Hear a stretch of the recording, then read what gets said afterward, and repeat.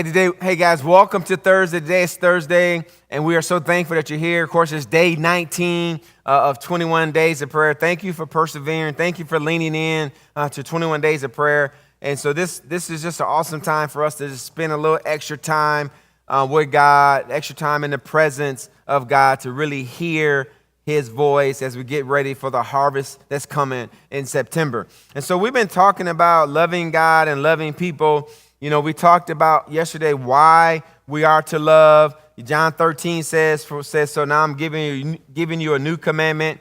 Love each other just as I have loved you. You should love each other. Your love for one another, will prove to the world that you are my disciples. And we said also yesterday that who are we to love?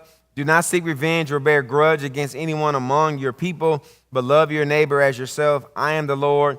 Who are we to love? We are to love our neighbor as ourselves.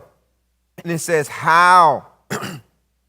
Let's talk about today. How are we to love? John 13 again says like this. So now I'm giving you a new commandment. Love each other just as I have loved you. You should love each other. Your love for one another will prove to the world that you are my disciples. And so Jesus says, just as I have loved you. Now, there's a big change between the old law to love our neighbor and the new law to love one another. The old law said, love our neighbor as we love ourselves. To love our neighbor as much as we love ourselves is to take half of my plate of food and give it to my neighbor who doesn't have any food. It is to take one of my 2 coats and to give it to my neighbor who doesn't have any coats. Neighbor love has limits. The neighbor love only goes so far.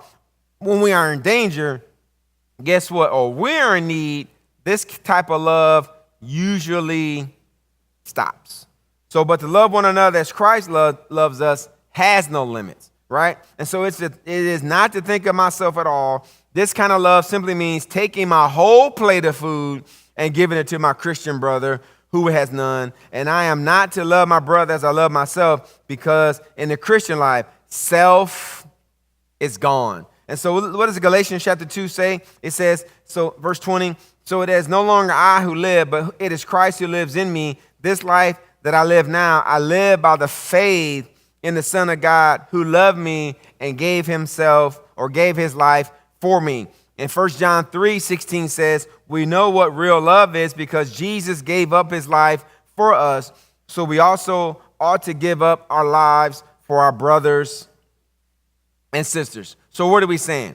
So we the love we're given, the life we live in, I'm not living it on my own. I'm living it through my relationship with Jesus Christ. And as I wrap this up, we'll say it like this. If we are to love one another as he loved us, we must know how he loved us. And he loved us well. And so the answer that Christ loved us to the point of laying down his life for us, his love was selfless and his life was sacrificial.